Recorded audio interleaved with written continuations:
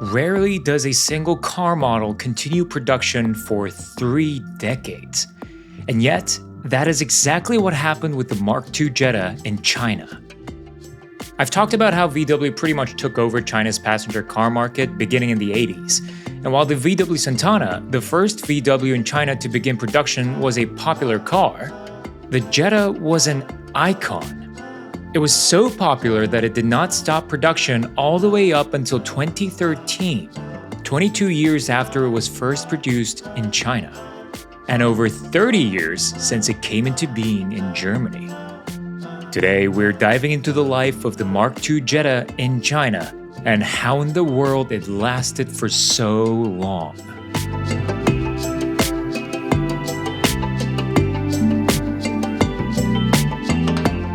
There's a very peculiar story behind the introduction of Jetta in China. Since I've gone into depth on how VW first entered China in this video, I'll keep this part short.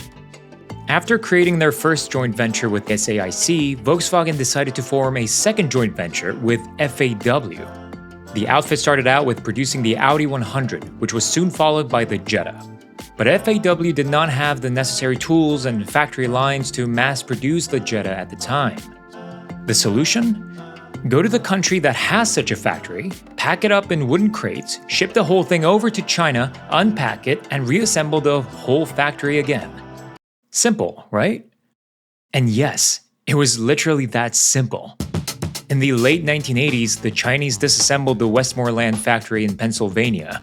The workers took careful notes as they packaged each and every component into a box to be shipped to Changchun. Well, once the package had arrived in Changchun, FAW was not quite ready to assemble them just yet. So these crates were just laying out in the sun, and in the rain, and in the snow, for 2 years. Precious factory parts and components exposed to all kinds of elements, shielded only by thin wooden planks. Evidently, however, the Chinese knew what they were doing, because after 2 years, they managed to unpack the parts and reassemble the entire factory line. And in 1991, the first A2 Jetta rolled out of this factory. And yes, this was the Mark II Jetta, the one that had halted production in 1992 in Europe. And yet here in China in 1991, Jetta's life had just begun. Much like the VW Santana, the Jettas quickly worked their way into everyday lives of Chinese citizens. With the Jettas lining up the city streets mostly as taxis, it is said that almost every single Chinese person has been inside a Jetta at least once. And I know this firsthand, having lived in Shenzhen, these Mark II Jettas were basically synonymous with taxis. Over the next few years, the manufacturing plant and the Jetta both received technical updates and improvements to keep up with the standards that were rapidly outpacing the aging A2 Jetta platform. The first major update came in the form of a facelift, the Jetta King.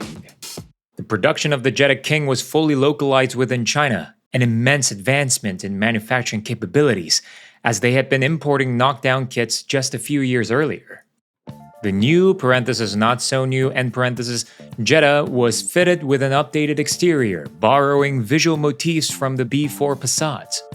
But even with the new facade, the silhouette was unmistakably a Mark II Jetta. And the Jettas were later fitted with fuel injection, then electronic fuel injection, ABS, and brake distribution systems. And by 2001, the Jetta finally topped the passenger car sales ranking, overtaking the VW Santana. And surely by now they would consider at least bringing in the Mark III Jetta, no? No. In 2004, they instead brought another facelift. A minor one, but the intention was clear. FAW was going to continue with the Mark II Jetta. The A2 Jetta, first introduced in 1984, was now 20 years old, but these Mark IIs were setting records after records in China. Between 2001 and 2006, they missed out on the top spot of passenger car sales ranking just once. And finally, in 2006, FAW introduced the Mark V Jetta, skipping the Mark III and IV altogether. Except it wasn't called a Jetta. It was instead marketed as Volkswagen Sagittar. So why this strange name instead of Jetta? Well, because the original Mark II Jetta was so popular in China, FAW decided to produce both at the same time. In 2007, FAW announced that instead of replacing the aging Mark II with the new Sagittar, it was going to expand the production of the Mark II Jetta. And as strange as this sounds, it made quite a lot of sense for them at the time. The 2000s was, for China, a time of unstoppable economic growth, but that growth was asymmetrical. As much of the industry and economic wealth was focused on the eastern provinces, the central and western provinces remained a virtually open market for cheap economic cars. And with fully localized production of the Mark II Jetta, FAW was in prime position to capitalize on the growing purchasing power of Chinese citizens. And in 2010, FAW introduced yet another facelift of the facelifted Jetta, of the facelifted Jetta, of the facelifted Jetta. You get the point. But this was it.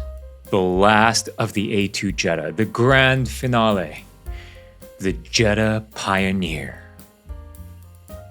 I think this Jetta is up there on the list of strangest looking cars in the world.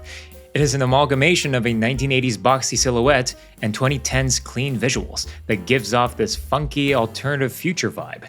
I mean, it is a literal answer to what if the 1984 Jetta was built in 2010. And with the new design came another new sales record, with over 260,000 units sold in 2013. I mean, with that kind of sales figure, you can see why FAW just couldn't let go of the Mark IIs. But 2013 finally marked the end of the A2 Jetta in China.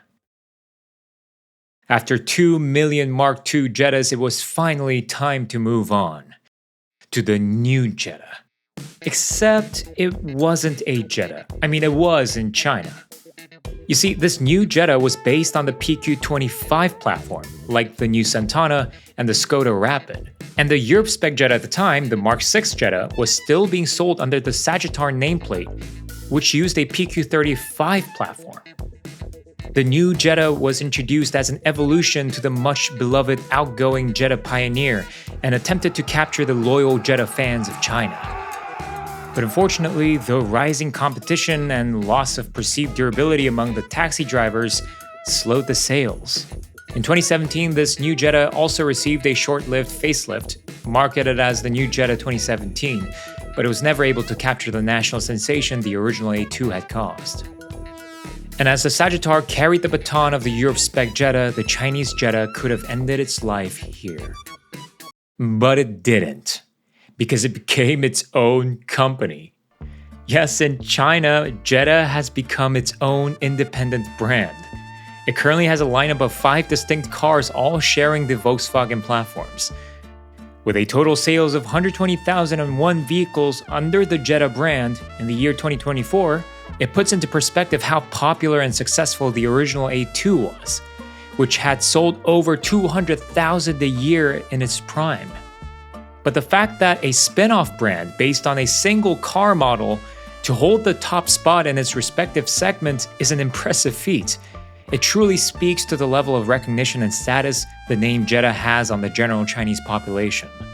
Like the Beetle was to the Germans, the Jetta was to the Chinese, a people's car that literally moved their country into a new age of motorized transport.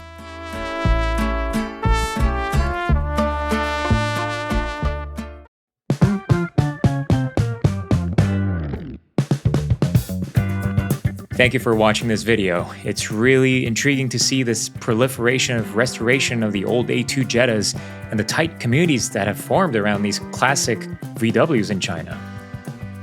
It also really brought me back some old memories. I mean, seriously, 8 out of 10 taxis in China that I've been in were Jettas, and other 2 being Santanas, obviously.